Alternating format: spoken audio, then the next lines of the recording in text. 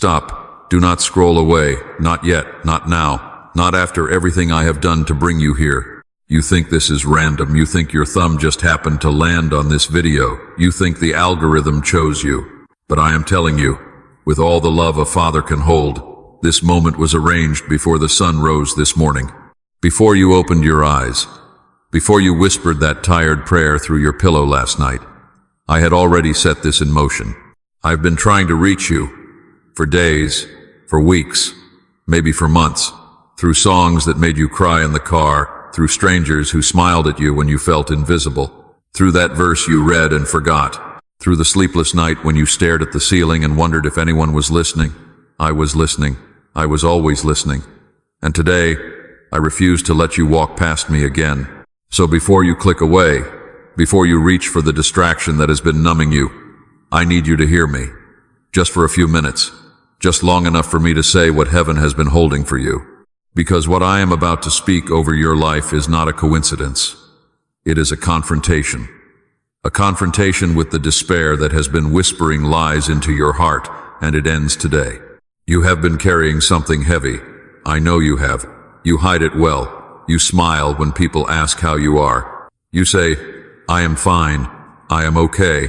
I am blessed. And then you go home and you close the door. And the weight returns. The weight of bills you cannot pay. The weight of a love that did not last. The weight of children who have drifted away. The weight of a body that aches in places you never used to notice. The weight of being the strong one when no one ever asks who is holding you. I see it. I see all of it. I see you when you sit on the edge of the bed and your shoulders drop because there is no one watching anymore. I see you when you turn on the shower and let the water run loud enough to cover the sound of your crying.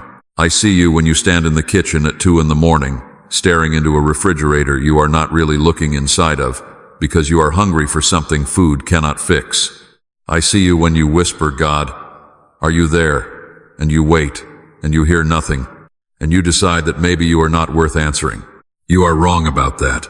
You have always been wrong about that. I want to tell you something I've been waiting to say. You did not stumble into this message. You were chosen for this moment, not because you are perfect, not because you have prayed enough, fasted enough, served enough, or earned enough. You were chosen because I am your father, and a father does not abandon his child simply because the child grew tired of believing. I knew you would come to this exact moment, this exact day, this exact hour. I knew the burden you would be carrying when you got here, and I prepared this word for you long before you ever needed it. So lean in, slow your breathing, put down whatever is in your other hand. This is not background noise, this is not entertainment. This is your Father speaking, and I am not finished with you. There is something I want you to hear, and I want you to hear it slowly, because the enemy has been speaking faster than me lately, and I want to undo that today. You are not forgotten. You are not behind. You are not too old. You are not too broken. You are not too far gone. You are not the mistake you have been telling yourself you are. You are mine. You have always been mine. And nothing, not the years, not the failures, not the silence that felt like rejection, has changed that. I know what you have been praying for. I know the name you whisper when you think no one can hear. I know the situation you have not even told your closest friend about. I know the diagnosis you are afraid to repeat out loud. I know the debt that keeps you awake. I know the child you cannot reach. I know the marriage that feels like two strangers sharing a hallway. I know the loneliness that follows you, even when the house is full. And I want you to understand something that will change the next 90 days of your life if you let it sink in. My silence was never absence. My silence was preparation.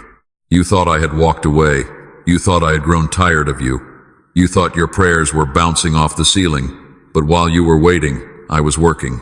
While you were crying, I was writing. While you felt forgotten, I was rearranging things in places you cannot see. Doors you do not even know exist were being unlocked. People you have not yet met were being prepared to bless you. Provisions you cannot imagine were being set aside with your name on them.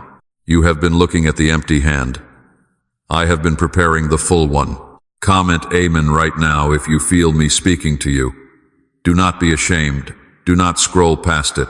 There are people in this very moment watching this same message in different parts of the world who need to know they are not alone. Your Amen is not just for me. It is a flag planted in the ground that says, my faith is not dead yet. Plant that flag. Let me see it. Let heaven hear it.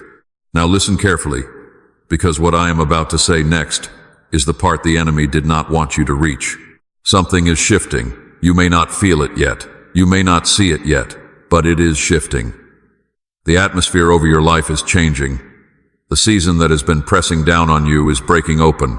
There is a sound in the heavens that is meant just for you, and the people around you cannot hear it, but you will. Soon, sooner than you think. I have been holding back the blessing not to punish you, but to protect you. There were rooms you wanted to walk into that would have destroyed you. There were people you wanted to keep that would have buried you. There were doors you cried in front of that I locked because I love you more than your loneliness. You called it a delay. I called it a deliverance you could not see yet. But the delay is ending. Stay with me. Do not skip this. Do not click away. I have seen too many of my children walk away from the table just before the meal was served. I have seen too many quit the prayer 2 days before the answer arrived. I have seen too many give up on the marriage the same month the breakthrough was coming. I have seen too many bury the dream the very year I was about to resurrect it. Not you, not this time. You stay. You stay right here. You stay in this seat. You stay in this faith. You stay in this song. Because what I am about to do for you, you do not want to miss because you walked out 1 chapter too soon. I want to talk to you about the tears. The ones nobody knows about. You cried in the car last week. You cried in the bathroom because it was the only place in the house where no one would ask questions. You cried while you cooked, and you wiped your face with the sleeve of your shirt before anyone came into the kitchen. You cried while you were driving home from work, and you turned the music up so you would not have to hear the sound of your own grief. You cried in your sleep, and you woke up confused about why your pillow was wet. I counted every one of those tears. Not one of them fell to the floor without my knowing. Not one of them was wasted. Not one of them disappeared into nothing. I have collected them. I have remembered them. And I am about to turn each one into a testimony you will be telling people about for the rest of your life. You do not understand yet what your tears have purchased in the Spirit. You thought they were a sign of weakness. They are a receipt. Heaven holds the receipts of the righteous. Every tear cried in faith is a deposit. Every prayer whispered in exhaustion is collateral. Every night you chose not to curse me when you had every reason to, I noticed. And I have been keeping a record, and the record is about to be cashed in. Type yes in the comments if you believe me right now. Not because I need to be believed, but because faith is a language, and when you speak it, something shifts in the unseen realm. Your yes is not for the camera. Your yes is a covenant. Your yes is a stone in the river of your breakthrough. Lay it down, let it stand. I want to take you somewhere in your memory for a moment. Walk with me. Do you remember when you were younger, and you used to talk to me without trying? When you used to pray, and it felt natural, easy, like breathing. You did not need fancy words. You did not need to feel worthy. You just talked, and you knew I was there. Somewhere along the way, life made you formal with me. The hurts piled up, the disappointments accumulated, the prayers that seemed unanswered taught you to keep your hopes small so they could not be crushed again. I want to give that simplicity back to you. I want you to know that I am not the cold, distant father you started picturing after the loss. I am the one who has been sitting beside you the entire time, even when you could not feel me. Especially when you could not feel me, because in the seasons where you could not feel me, I held you the closest. The mother does not stop holding the sleeping child just because the child cannot feel the embrace. You were never alone. Not in that hospital room, not in that courtroom, not at that funeral, not in that empty house, not in that argument that left you trembling, not in that betrayal that broke something inside you. I was there. I was the warmth in the cold. I was the breath that did not stop. I was the strength that came from nowhere when you should have collapsed. I was the unexpected mercy of strangers. I was the song that came on the radio at exactly the right moment. I was every single thing you mistook for coincidence. Now hear me, because this next part is important, and the enemy will try to distract you right now. He will try to make your phone buzz. He will try to make you remember something you forgot to do. He will try to pull you out of this seat because he knows what is coming. Do not move. Stay here. There is also a warning I have to give you. I would not be a loving father if I only gave you sweetness without truth. Not everyone in your life is going to celebrate what I am about to do for you. There are people connected to you right now who are tied to your old season. They were comfortable with you when you were small, quiet, struggling, dependent. They liked the version of you that needed them. They will not like the version of you that I am building. Some of them will fall away. Do not chase them. Do not beg them to stay. The new wine I am pouring into your life cannot be held by old wineskins. There are also habits you are holding that are holding you, patterns you have been making peace with, compromises you have been calling small. I am not condemning you. I am calling you higher. The blessing I have prepared is so large that the version of you operating in those old patterns would not survive carrying it. So before the blessing arrives, I am refining the vessel. That is what this season has been. Not punishment, preparation. One decision could delay your breakthrough. One conversation you keep avoiding. One forgiveness you keep postponing. One bitterness you keep feeding. One door you keep cracking open even though you know I told you to close it. I am not saying this to make you afraid. I am saying this because I love you too much to let you walk past your own miracle while clinging to something that does not belong in your future. So today, in this moment, while my voice is still close to you, let it go. Whatever it is, you know what it is. I am not going to name it for the camera because I am speaking to you, and you already heard me. Let it go. Open your hand. Drop it. You do not need it.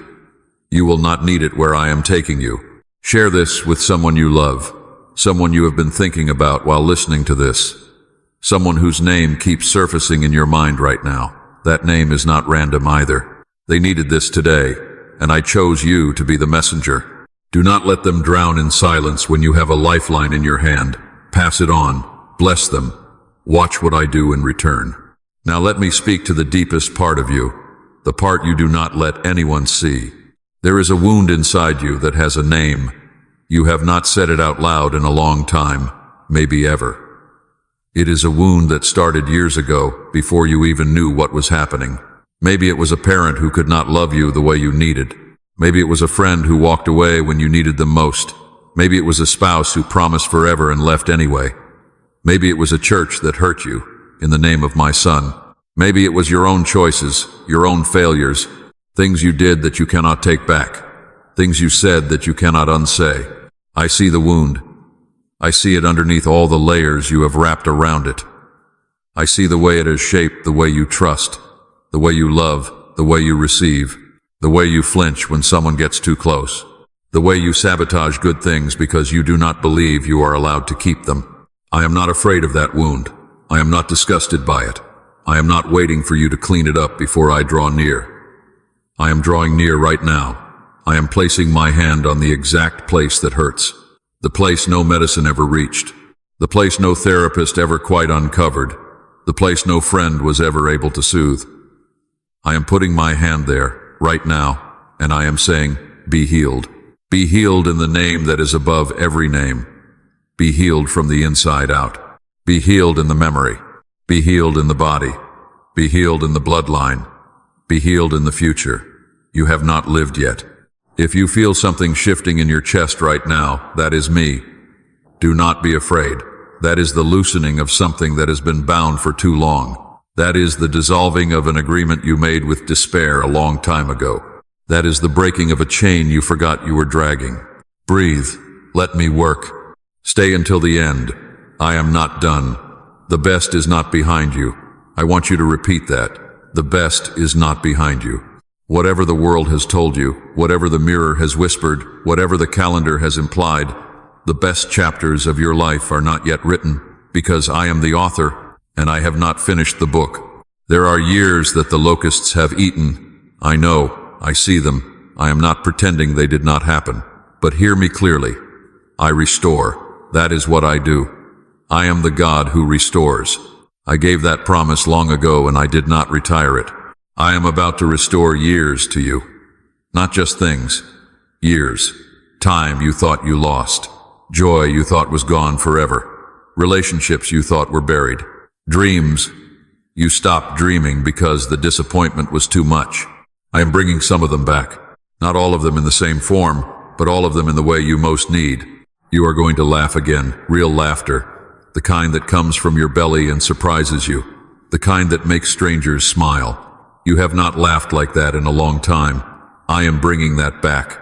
You are going to sleep deeply again. The kind of sleep where the morning feels like a gift instead of a sentence. I am bringing that back. You are going to feel beautiful again, strong again, useful again, wanted again, excited again. I am bringing all of it back in ways you cannot orchestrate and could not plan. But you have to stop announcing your defeat. Stop preaching the funeral over your own life. Stop rehearsing the story of how everything went wrong. I am writing a new chapter, and you keep reading the old one out loud. Close the old chapter. Let me turn the page. I want to speak to the finances now. I know that is one of the heaviest stones around your neck. You are tired of the calculator. You are tired of the math that never adds up. You are tired of moving money from one place to cover another. You are tired of pretending in front of the people who depend on you. You are tired of looking at the bank account and feeling like a failure, even though you are working harder than most people you know. Listen to me. I am the God who provides. I am not the God who provides sometimes. I am not the God who provides when it is convenient. I am the God who provides. That is one of my names, and I have not changed my name. There is provision being released over your life right now that does not match your effort, your education, or your resume. It is going to come from a direction you did not expect, through a person you did not anticipate, in a timing only I could orchestrate. Doors are about to open that you did not knock on. Phone calls are about to come that you did not solicit. A door of favor is about to swing open so wide that the only explanation will be me. But I need you to do one thing. Stop touching what I have already taken care of. Stop picking up tomorrow's burden today. Stop borrowing tomorrow's grief. I have not given you tomorrow's grace yet because you do not need it yet. Today's grace is enough for today. Trust me with the calendar. I have never run out of resources, and I am not about to start with you. There are people watching this who are about to walk into a financial turnaround so dramatic that you will spend the rest of your life telling people what God did. There are people watching this who are days, not years, away from a debt being canceled in a way you could not engineer. There are people watching this who are about to receive what someone else tried to steal from you. I am the God of restoration with interest. What was meant to take from you is about to give back to you with multiplication. If that is for you, say it out loud right now. Say, that is for me. Say, I receive it. Do not whisper it. Say it. The atmosphere needs to hear your agreement. Faith is not faith until it is spoken. I want to talk to the lonely one now. The one who is sitting in a quiet room with this video playing softly because it is the closest thing to company you have had in a while. You think no one notices you. You think you could disappear and the world would barely flinch. You think your phone is silent because you do not matter. You think the empty chair at the table is a permanent fixture. I want to tell you the truth, and it is going to be hard to receive at first, but I want you to receive it anyway. You matter to me, and not in a vague, religious, distant way. You matter to me in the specific, intimate, daily way. I think about you. I delight in you. I know the way you take your coffee. I know the songs you hum when you do not realize you are humming. I know the way you tilt your head when you are confused. I know the way your face changes when you remember someone you lost. I know you, the whole you, the unflattering you, the mourning you, the angry you, the grieving you, the bored you, the tired you, the hopeful you. I know all of you, and I have never been disappointed in being your father. The loneliness is going to break, not because you will force it, not because you will find some technique. It will break because I am sending people, real people, the right people. Not the people who entertained you, not the people who used you, not the people who tolerated you. The people I have prepared for this season of your life. They are coming. Some of them are already moving in your direction without knowing why. Stay open. Stay tender. Do not let the bitterness of the last people close the door on the next ones. Stay until the end. We are not done. The most important thing I want to tell you is still ahead. I want to talk to your faith for a moment. The faith you think is small. The faith you think is too damaged to count anymore. The faith you think you have used up. I do not measure faith the way you do. You measure faith by how good it feels, by how loud you can pray, by how confident you sound when you talk about me to other people. I measure faith by whether you are still here. You are still here. You did not have to be. Statistically, after everything you have walked through, you should have been gone a long time ago. You should have hardened. You should have given up. You should have left the church, left the prayer, left me behind in the wreckage of your worst year. You did not. Something inside you, even when it was barely a whisper, said, I will not let go yet. That is faith. That is the kind of faith that moves mountains, and you have it. You have had it the whole time. You just did not recognize it because it does not look like the faith you see other people performing online. Yours is quieter. Yours is deeper. Yours is the faith of the soldier who keeps marching even when the boots are worn through. That faith pleases me more than the loud faith of the comfortable. So do not despise the size of your faith. Do not let anyone shame you for the seasons when you barely held on. Holding on is not a small thing. Holding on, when everything in you wanted to let go, is one of the bravest acts a human being can offer me, and I have not forgotten it. Now I want to give you something to take with you into the next 7 days. A small word that I want you to carry. Are you ready? The word is suddenly. Suddenly. It is one of my favorite words. Read it in the old book and you will see it everywhere. Suddenly the angels appeared. Suddenly there was a sound from heaven. Suddenly the storm stopped. Suddenly the prison doors flew open. Suddenly the bleeding stopped. Suddenly the dead son sat up. Suddenly the bread was enough. Suddenly. I work in suddenlies. After the long, slow, painful waiting, I move in an instant.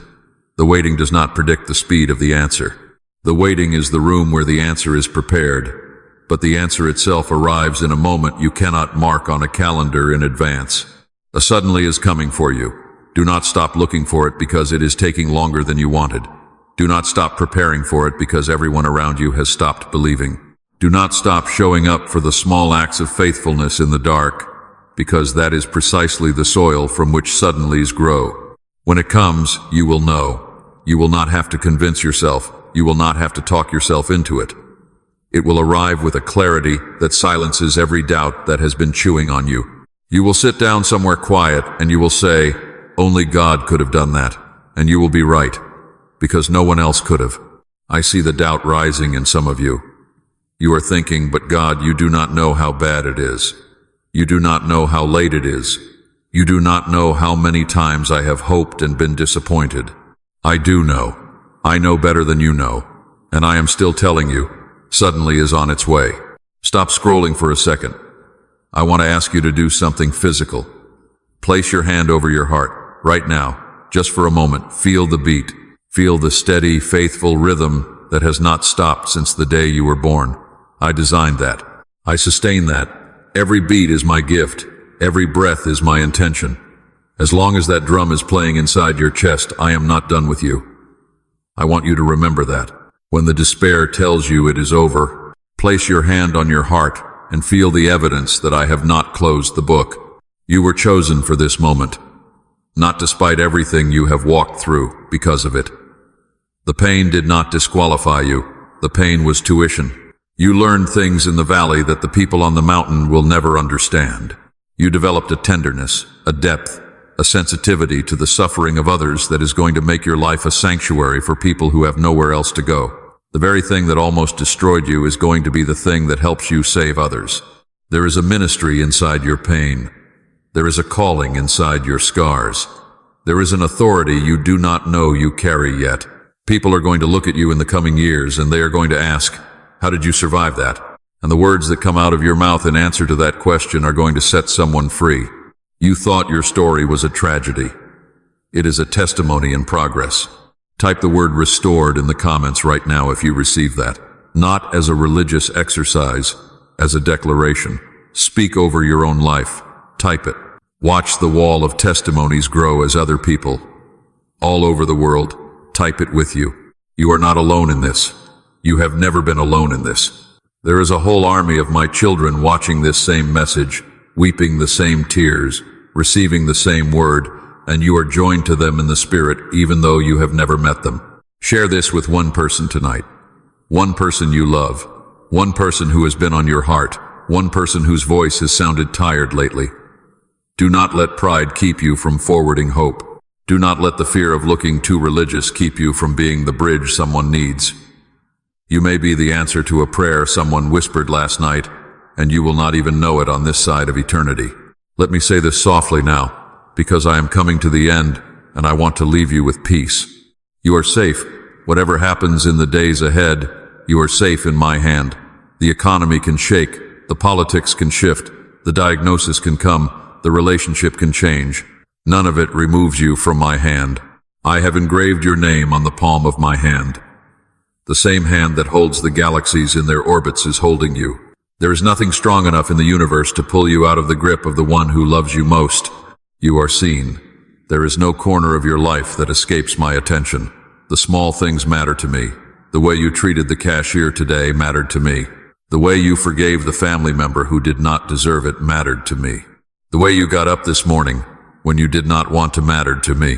The way you keep showing up for the people who depend on you, even when no one notices, even when no one thanks you, even when you wonder if it is worth it, matters to me.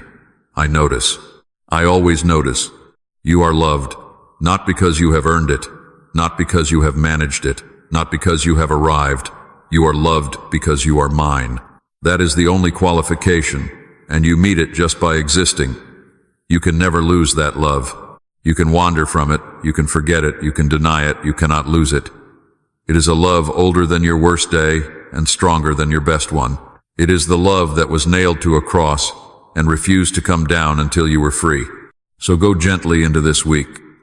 Walk with your head a little higher, breathe a little deeper, sleep a little easier. Whatever weight you brought into this moment, leave a portion of it here. You do not have to carry it alone. You were never meant to carry it alone. The yoke is meant to be shared, and I am stepping in beside you right now. Tomorrow morning, when you open your eyes, before the worries rush in, before the phone starts pulling at you, before the day demands its first sacrifice from you, I want you to whisper one sentence. Just one. Say, God, I am yours today. That is all. 5 words. God, I am yours today, and then watch how that single sentence rearranges the next 24 hours. I am not done with you. I am not done with your family. I am not done with your story. I am not done with your finances. I am not done with your body. I am not done with your dreams. I am not done with your purpose. I am not done with your name. I am not done. Say that with me. He is not done with me. Now rest. Rest in the fact that the one who started this in you is faithful to finish it. Rest in the fact that the prayers you have prayed are not lost. Rest in the fact that the tears you have cried are not wasted. Rest in the fact that the waiting is shorter than it feels. Rest in the fact that you are loved by a Father who has never once looked at you with disappointment, only with longing, only with hope, only with a tenderness that would undo you if you could see it fully. Go in peace. Go in power. Go knowing that today was not an ordinary day. Today was the day heaven leaned in and reminded you of who you are. You were chosen for this moment. You were chosen for this message. You were chosen before the beginning of time to be loved by me. And nothing in this world will ever change that. Amen, beloved. Amen.